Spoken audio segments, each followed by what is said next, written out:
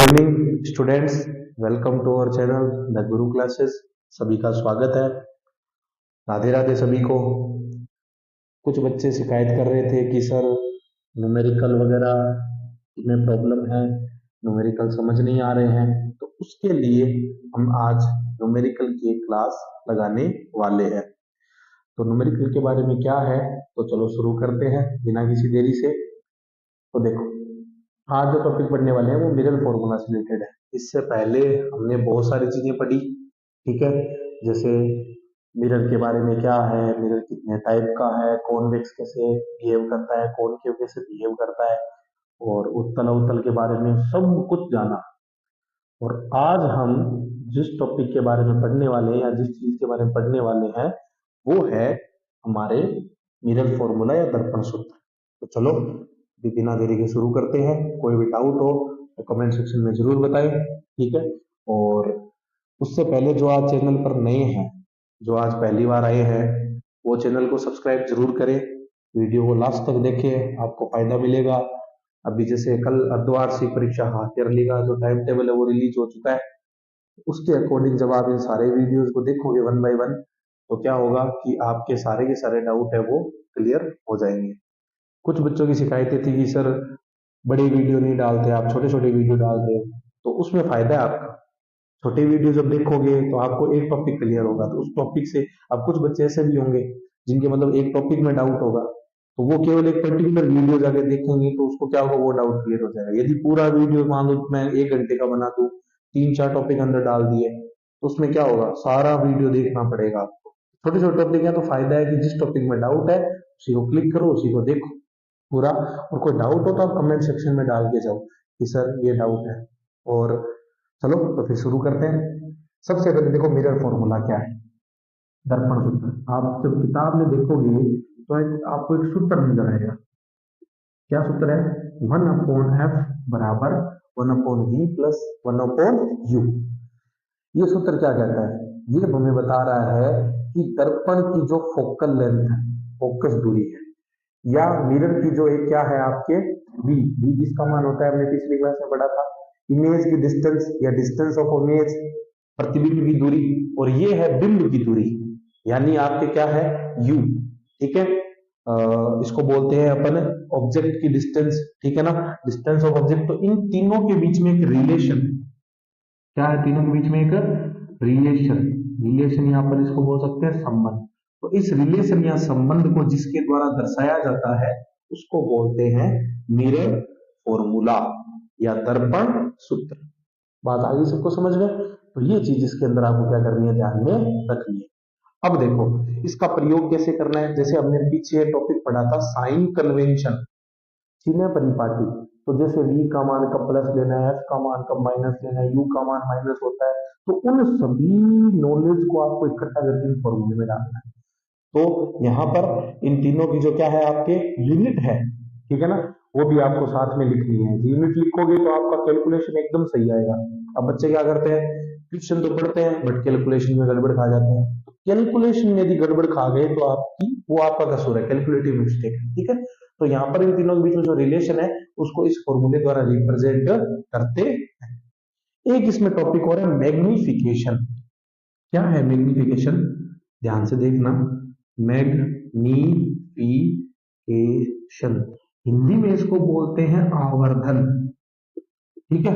और इसका real meaning क्या है मैं बता, कि आपकी जो ऑब्जेक्ट है, आपका जो बिंब है, वो उसकी जो इमेज बन रही है, क्या बन रही है, इमेज, ठीक है ना। इमेज यानी प्रतिबिंब। ये आपका जो बिंब प्रतिबिंब या इमेज है, ये ऑब्जेक्ट की कितनी गुना है, गुना मतलब कितने टाइम है, इसको जिस फॉर्मूले द्वारा या जिस द्वारा निकाला जाता है उसको हम मैग्निफिकेशन कहते हैं। इसका फॉर्मूला देखो, आप सूत्र देखो, m बराबर एच डेस अपॉन एच। तो ये फॉर्मूला है। इस फॉर्मूले से क्या पता चला कि हाइट ऑफ इमेज और हाइट ऑफ ऑब्जेक्ट, इनका जो रेशियो है, इनका जो अनुपात है, वही क्या कहलाता है, मैग्निफिकेशन कहलाता है। इसका दूसरा फॉर्मूला भी क्या बन रहा है, m, और माइनस मिरर को रिप्रेजेंट कर रहा है, एच डेस किसके लिए यूज होता है? इमेज के लिए, इमेज की डिस्टेंस। एच किसके लिए होता है? यू के लिए, तो ऑब्जेक्ट के डिस्टेंस। तो ये दो फॉर्मूले आपको देखने को मिलेंगे एम की, एच डेस अपॉन एच माइनस का वी अपॉन यू। बात आ गई सबको समझ में? तो यहाँ पर जो आपके किसका है, इमेज की हाइट और ऑब्जेक्ट की हाइट, प्रतिबिंब की ऊंचाई और बिंब की ऊंचाई, इनका जो अनुपात है, क्या है इनका अनुपात, रेशियो। इस अनुपात या रेशियो को जिससे रिप्रेजेंट किया जाता है उस टॉपिक को क्या बोलते हैं? मैग्निफिकेशन। यानी आपकी जो इमेज है, प्रतिबिंब है, ये ऑब्जेक्ट या बिंब का कितना गुना है, कितने टाइम्स है, छोटा है, बड़ा है, वो सारा अपने को मैग्निफिकेशन द्वारा पता चलेगा। अब देखो मैं आपको एक चीज और बताता हूं, एम की वैल्यू द्वारा हम इमेज की नेचर या हिंदी में क्या बोलते हैं, प्रकृति निकाल सकते हैं। क्या निकाल सकते हैं? इसकी नेचर या प्रकृति निकाल सकते हैं। कैसे? कि यदि आपके m की वैल्यू, अब हमने क्या कहा था, इन फॉर्मूलों का यूज करना है, तो यहां पर भी आप साइन कन्वेंशन यानी चिन्ह परिपाटी का यूज करोगे। ठीक है, तो चिन्ह परिपाटी के द्वारा या साइन कन्वेंशन के द्वारा इनका मान भी प्लस या माइनस में आएगा। तो इनका मान जब प्लस माइनस में आएगा तो m की वैल्यू भी इफेक्ट करेगी, m की वैल्यू भी प्लस में या माइनस में आएगी। तो यहां पर देखो नेचर कैसे निकाले, यदि m की वैल्यू आपकी प्लस में है तो तुरंत समझ जाओ कि बनने वाली जो इमेज है वह वर्चुअल भी है और क्या है, इरेक्ट। वर्चुअल मतलब आभासी और इरेक्ट मतलब क्या है, सीधी। ये किससे पता चला हमें? एम के चिन्ह द्वारा, प्लस माइनस के द्वारा। यदि एम की वैल्यू माइनस है तो इसका मतलब बनने वाली इमेज क्या है, रियल और इनवर्ट। इनवर्ट मतलब है उल्टी, तो रियल मतलब क्या होता है, वास्तविक, और इनवर्ट मतलब क्या होता है, उल्टी। तो ये चीज आपको इसमें ध्यान रखनी है। दूसरा एक पॉइंट और, हम एम की वैल्यू द्वारा उसका साइज, साइज यानी आकार भी पता कर सकते हैं। किसका? ये दोनों हम किसका पता कर रहे हैं, इमेज का, प्रतिबिंब का। तो आकार भी हमें प्रतिबिंब का हुआ। यदि m की वैल्यू 1 है, m की वैल्यू क्या है, 1 है, तो u का मान बराबर होगा v के और h का मान बराबर होगा h डेस के। यानी आपके बनने वाली इमेज, प्रतिबिंब, बिंब के समान होगी, बिंब की जितनी ही होगी जितनी ही दूरी पर होगी। आगे बात समझ में सभी को? तो ये बात अपने को क्या करनी है, ध्यान में रखनी है। दूसरी बात, यदि m की वैल्यू ज्यादा है 1 से तो बनने वाली इमेज क्या होगी, बड़ी होगी, लार्ज होगी। लार्ज मतलब क्या है, बड़ी। और यदि m की वैल्यू छोटी है 1 से तो बनने वाली इमेज, प्रतिबिंब क्या होगी, स्मॉल या छोटी होगी। तो ये चीज हमें किसके द्वारा पता चल रही है, मैग्निफिकेशन के मान द्वारा। जैसे मान लो मैंने आपको एक वैल्यू दे दी, क्या वैल्यू दे दी, कि m की वैल्यू -1.33 है। इसकी कोई यूनिट नहीं होती, यूनिट नहीं लगानी आपको कि भाई सर आगे माइनस लगा दिया, 1.33 लगा दिया, पीछे का, पीछे कोई यूनिट नहीं है। हाँ टाइम्स लिखा हुआ आ सकता है, गुना लिखा हुआ आ सकता है कि 3 गुना है, 2 गुना है, 1 गुना है, 3 टाइम्स है, 2 टाइम्स है, तो ये लिखा हुआ आ सकता है। तो यहाँ पर क्या हुआ, जब मैंने आपको एक वैल्यू दी कि m की वैल्यू क्या है, माइनस का 1.33। अब इसका मतलब क्या है, आप इससे तुरंत दो बातें समझ जाओ। पहली बात, m की वैल्यू माइनस है, इसका मतलब बनने वाली जो इमेज है वो क्या है, आपके रियल और इन्वर्टेड है। दूसरी बात, 1.33 है, ठीक है। अब कई बच्चे बोलेंगे सर माइनस की वैल्यू तो 1 से छोटी, माइनस की वैल्यू तो जितनी बड़ी होती है उतनी छोटी होती है। तो बेटा यहाँ पर माइनस का चिन्ह एक अलग नेचर को रिप्रेजेंट कर रहा है, और ये जो नंबर है 1.33 ये इसके साइज को रिप्रेजेंट कर रहा है। दोनों चीजें अलग अलग है, आप दोनों को साथ में मत लेके चलो कि सर माइनस की वैल्यू है तो माइनस की वैल्यू तो जितनी बड़ी होती है उतनी छोटी। जैसे मैं एग्जांपल देता हूँ कि भाई एक तो है 1, एक है 0, एक है -1, एक है -2। तो यहाँ पर सबसे छोटी कौन सी है, -2 है, उससे बड़ी -1, उससे बड़ा 0, उससे बड़ा 1। लेकिन यहाँ पर ऐसा नहीं है, साइंस में ये जो हम लोग चिन्ह का यूज कर रहे हैं ये उसकी पोजीशन को और उसकी सिचुएशन को रिप्रेजेंट कर रहा है, न कि यहाँ पर उसके चिन्ह को। बात आ गई सबको समझ में?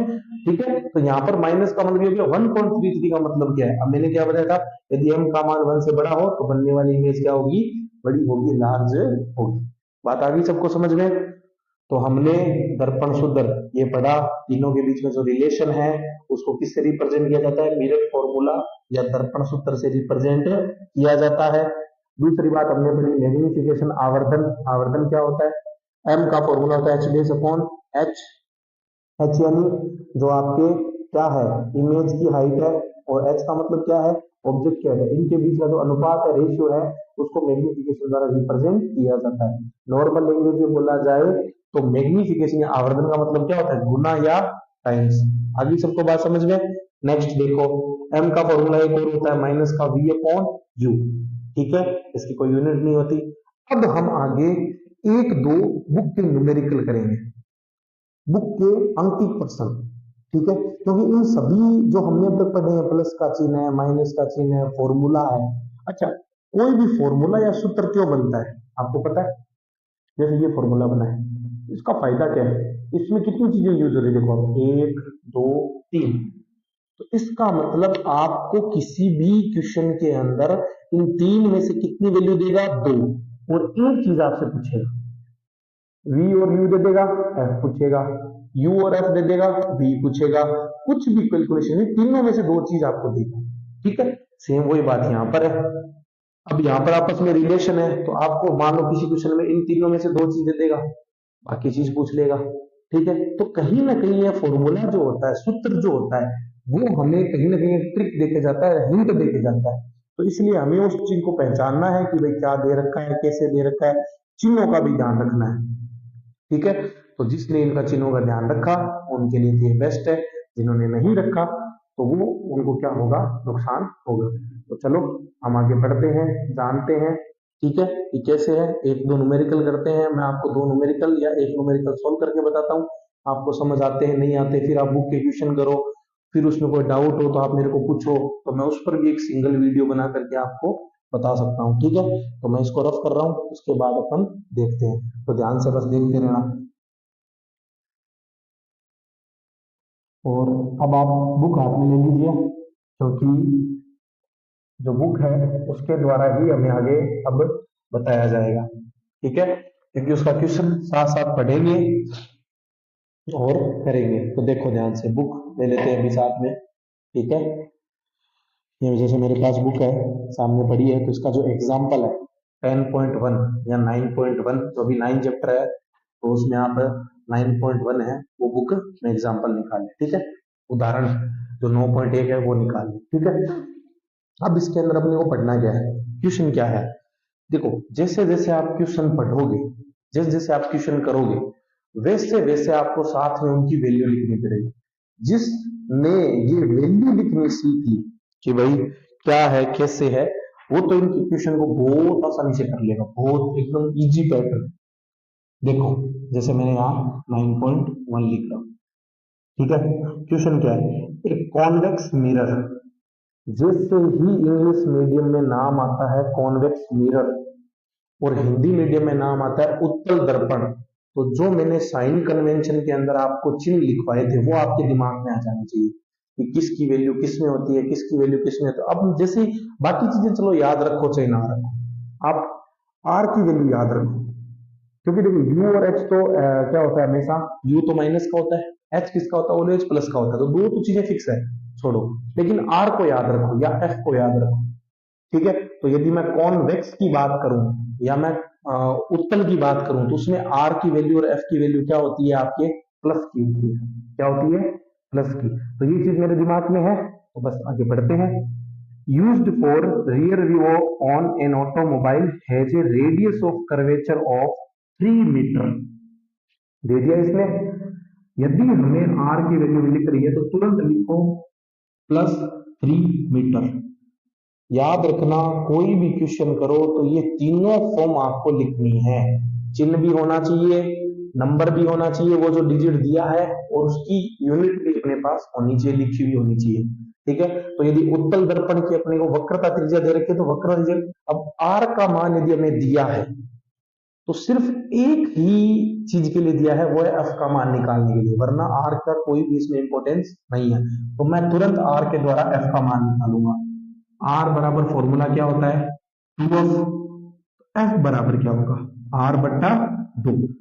एफ बराबर आर का मान कितना है 3/2 प्लस का 1.5 मीटर। तो आप 3/2 भी यूज कर सकते हो, प्लस का 1.5 मीटर भी यूज कर सकते हो। ये इस आर की वैल्यू की इंपॉर्टेंस है, ठीक है। ये फॉर्मूला हमने पढ़ा था, आपको याद है क्या?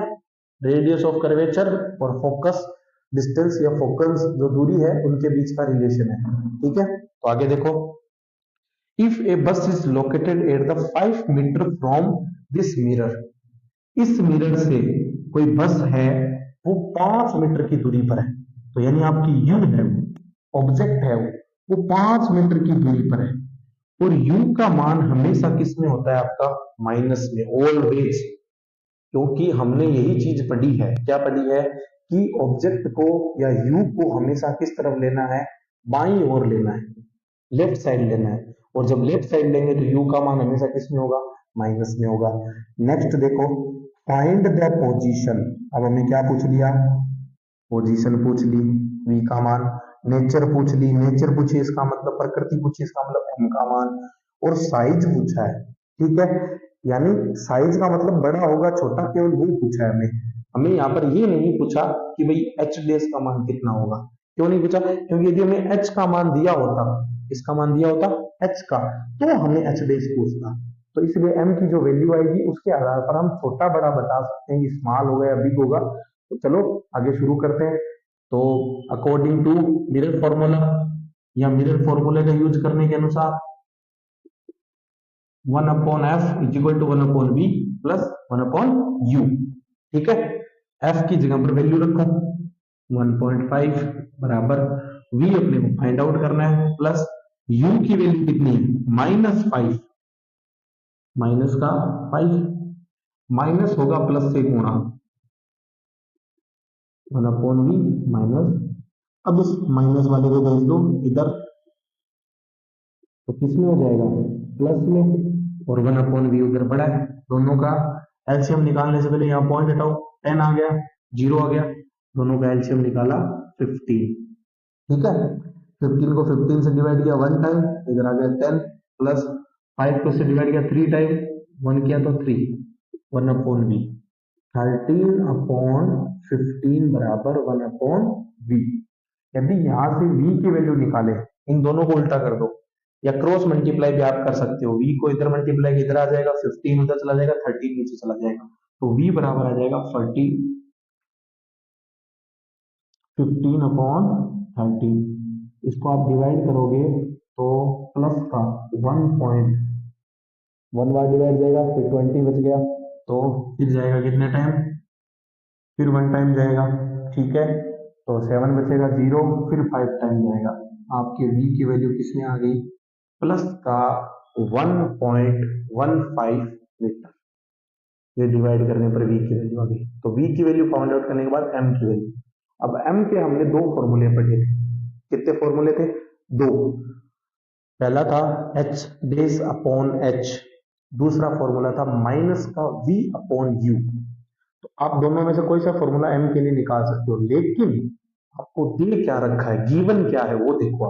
आपको यदि h डेस और h की वैल्यू दे रखी है तब तो आप निकालो, नहीं दे रखी तो वहां पर कोई भी इसका यूज नहीं होगा। तो अपने को एच डेस और एच की वैल्यू नहीं है, तो अपने पास क्या है, v और u तो है, तो निकालो माइनस का v अपॉन u, माइनस। अब v की वैल्यू अपन ये यूज करते हैं 1.15 प्लस का है, अपॉन u की वैल्यू किसमें है, माइनस का 5, ये रहा u की वैल्यू माइनस का 5, माइनस से माइनस को मल्टीप्लाई कर दो चाहे काट दो, m बराबर क्या आ जाएगा 1.15 अपॉन 5, पॉइंट हटा दो संख्या बाद तो कितना आ गया, 2 जीरो आ गए, 2 शून्य आ गए, दोनों को 5 की टेबल से काटो, 23/100। अब देखो किसी भी कैलकुलेशन में 1 के साथ 1 जीरो 2 जीरो 3 जीरो कितने भी जीरो आए हमारे लिए फायदा है, क्योंकि वहां डिवाइड नहीं करना पड़ता, वहां पर सीधा पॉइंट लगाना पड़ता है। तो आप कोई भी कैलकुलेशन साइंस में यदि कर रहे हो तो आप नीचे जीरो लाने की कोशिश करो, वो भी 1 के साथ, 2 के साथ नहीं, ठीक है ना। ऐसा नहीं कि 2 3 सर अदर नंबर नहीं, 1 के साथ जीरो लाने की कोशिश करो, जितनी कैलकुलेशन को इजी करोगे। तो m की वैल्यू किस में आ गई, प्लस का 0.23। अब देखो यहां पर क्या है, m की वैल्यू प्लस में आई है। याद करो मैंने अभी क्या बताया था आपको, मैंने कहा था m की वैल्यू यदि प्लस में होती है तो वहां पर आपका जो बनने वाली इमेज है उसकी नेचर क्या होगी, वर्चुअल और इरेक्ट, यानी आभासी और सीधी। तो यदि m की वैल्यू 1 से छोटी, अब देखो ये कितना है, 0.23, यानी 1 से छोटी वैल्यू है। और जब भी कोई वैल्यू क्या होती है, 1 से छोटी होती है तो बनने वाली इमेज क्या होगी, छोटी। तो आपको यही लिखना है कि बनने वाली जो प्रतिबिंब है वो बिंब का 0.23 गुना होगा या उससे छोटा होगा। इतनी चीज आप क्वेश्चन में लिख के आ सकते हैं। ठीक है, तो हमने न्यूमेरिकल किया, उसको समझा। जिसने ये कैलकुलेशन सही कर ली, यानी क्या हमें गिवन है, क्या हमें फाइंड आउट करना है, और जिसने फॉर्मूला सही तरीके से पुट करना सीख लिया, मैं गारंटी सहित कह सकता हूं कि वो बच्चा न्यूमेरिकल को आसानी से कर लेगा। हाँ, यदि आपने कहीं कैलकुलेटिव मिस्टेक की है तो उसकी जवाबदारी आपकी ही होगी। आप सुधारो, कैलकुलेटिव मिस्टेक है तो उसको जानो कि मुझे क्या करना है, कैसे करना है। तो एक दो बार प्रैक्टिस करोगे तो वो आपकी ऑटोमेटिकली सही हो जाएगी। लेकिन कैलकुलेटिव मिस्टेक आप बीच में नहीं करते हो तो आपका आंसर ऑलवेज सही आएगा। ठीक है, हो गया सबके। मैं सेकेंड अदर एग्जांपल करवाऊं तो चलो, यदि इसमें कोई डाउट हो किसी बच्चे को तो आप क्लियर कर सकते हो कि सर ये चीज समझ नहीं आई, कमेंट सेक्शन में पूछ सकते हो, अलग से पूछ सकते हो। ठीक है, और जो बच्चे यहाँ लोकल के हैं तो उनके लिए तो एक बहुत ही अच्छा ऑफर है कि अभी नया बैच शुरू होने वाला है अपना 1 तारीख से। तो यहाँ श्री डूंगरगढ़ लोकल या आसपास के गांव से हैं तो उनके लिए फायदा है कि 1 दिसंबर से हम एक नया बैच शुरू करने वाले हैं। तो उस बैच से भी जुड़कर आप ऑफलाइन क्लास भी ले सकते हो और इन चीजों को अपने सॉल्व कर सकते हो। और एक खास बात कि हम लोग अब एक स्पेशल सब्जेक्ट के लिए स्पेशल क्लास का अरेंजमेंट करने वाले हैं। जैसे कुछ बच्चे हैं तो उनके लिए केवल साइंस पढ़नी है, हमें और कोई अदर सब्जेक्ट नहीं करना, तो आप केवल साइंस पढ़ने के लिए आ सकते हो। आपको अलग क्लासरूम, अलग तरीके से 2 चैप्टर जिस हिसाब से आपको करना हो वो आप पूछ सकते हो। ठीक है, मैथ्स के लिए भी अलग क्लास है, तो सबके लिए अलग अलग क्लास की भी अरेंजमेंट होगा। तो ध्यान से देखो, एग्जाम्पल करते हैं 9.2। देखो, ठीक है, दोनों एग्जाम्पल और इसके आगे 2 क्वेश्चन है वो मैं आपको करवा दूंगा। उसके बाद बुक के जो पीछे पीछे वाले क्वेश्चन है वो आपको खुद करने हैं। ठीक है, तो देखो, इन ऑब्जेक्ट 4 सेंटीमीटर इन साइज, यानी कोई ऑब्जेक्ट है, कोई वस्तु है, उसकी अपने को हाइट दे रखी है। कितनी दे रखी है, 4 सेंटीमीटर।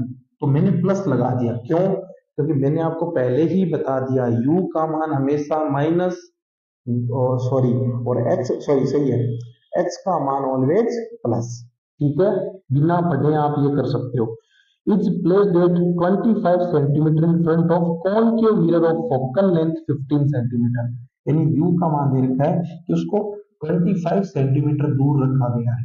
दूसरी बात इसने क्या बोली है, दूसरी बात क्या कही है कि फोकल लेंथ f का मान दे रखा है, किसका है, 15 सेंटीमीटर। अब देखो, क्वेश्चन में नाम किसका है, कॉनकेव मिरर, अवतल दर्पण। तुरंत दिमाग में आना चाहिए, अवतल की शेप वैसी होती है, उसके अंदर एफ का मान उस साइड होगा, उस साइड होगा तो मतलब यू के साइड होगा, यू के साइड होगा तो इसका मतलब क्या होगा, माइनस का, इसका होगा माइनस का। तो ये चीजें आपको क्या करनी है, ध्यान में रखनी है। At what distance from the mirror should a screen be placed in order to obtain a sharp image? ये कह रहा है कि हमें इमेज चाहिए, तो उस इमेज के लिए हम कहाँ रखें, किसको, उस पर्दे को या उस स्क्रीन को जिस पर बनने वाली है। तो इसका मतलब जहाँ इमेज बनेगी वहीं पर्दा होगा, वहीं पर स्क्रीन होगी। तो इसका मतलब हमें v का मान निकालना है। उसके साथ इसने अपने को फाइंड द नेचर और साइज भी पूछा है। तो इसका मतलब अपने को m का मान और h का मान दे रखा है, इसलिए h डैश का मान भी फाइंड आउट करना होगा अकॉर्डिंग टू मिरर फॉर्मूला। ठीक है, 1/v प्लस 1/u। f की वैल्यू दे रखी है माइनस की 15, v फाइंड आउट करना है, u की वैल्यू माइनस का 25, माइनस माइनस मल्टीप्लाई, ये माइनस का इस साइड आ जाएगा, तो प्लस का 25 अपॉन 1 अपॉन वी, दोनों का एलसीएम ले। यदि आपको एलसीएम लेना है तो उसकी भी एक छोटी ट्रिक है, क्या कि जो बड़ा नंबर है उसकी टेबल बोलो, आप उसको टेबल बोलते जाओ, और जो नंबर इसकी टेबल में आ जाए या जिस नंबर से इसका डिवाइड जाएगा वो इनका एलसीएम होगा। जैसे 25 का अदर 50 में 15 का नहीं जा रहा, अगला 75 में 15 का डिवाइड जा रहा है, इसका मतलब दोनों का एलसीएम कितना होगा 75। ये डिवाइड कितनी बार गया 5 टाइम, ये डिवाइड कितने बार गया 3 टाइम, अपॉन 1 अपॉन वी। ये क्या होगा, क्योंकि माइनस का चिन्ह है तो घटेगा, और चिन्ह किसका आएगा माइनस का आएगा, क्योंकि माइनस की संख्या बड़ी है। अपॉन 75 1 अपॉन वी, उल्टा कर दो, वी अपॉन माइनस का 75 अपॉन 2, तो यहाँ पर आ जाएगा माइनस का 37.5 सेंटीमीटर। वी की वैल्यू किस में आ गई, माइनस में आ गई। समझ में आ गया सबको बात। अगला देखो, अब निकालना है एम। एम का फॉर्मूला माइनस का वी अपॉन यू, एम बराबर माइनस, यहाँ पर कितना आया है 37.5, तो ये लो माइनस का 37.5 अपॉन यू की वैल्यू -25, माइनस से माइनस कट गया, एम बराबर माइनस का 37.5 अपॉन 25, पॉइंट हटाओ, नीचे क्या आ गया 0। अब आप क्या कर सकते हो, दोनों को 25 के टेबल से काटो, एम बराबर इसको 25 के टेबल से काटा तो कितने टाइम कटेगा, डिवाइड करके भी देख सकते हो आप।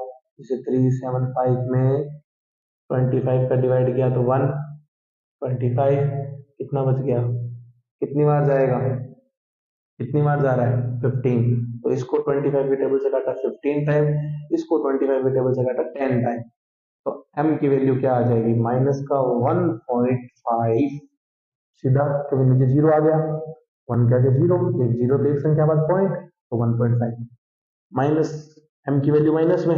नेक्स्ट देखो, m बराबर एच डेस अपॉन एच, m की वैल्यू अपने को कितनी दे रखी है माइनस का 1.5, एच डेस निकालना है, h की वैल्यू +4 मल्टीप्लाई कर दो, एच डेस बराबर माइनस का 1.5 मल्टीप्लाई 4, एच डेस बराबर पॉइंट हटा 10, 15 चौकू 60, 10 0 0 कैंसिल, एच डेस बराबर माइनस का 6 सेंटीमीटर।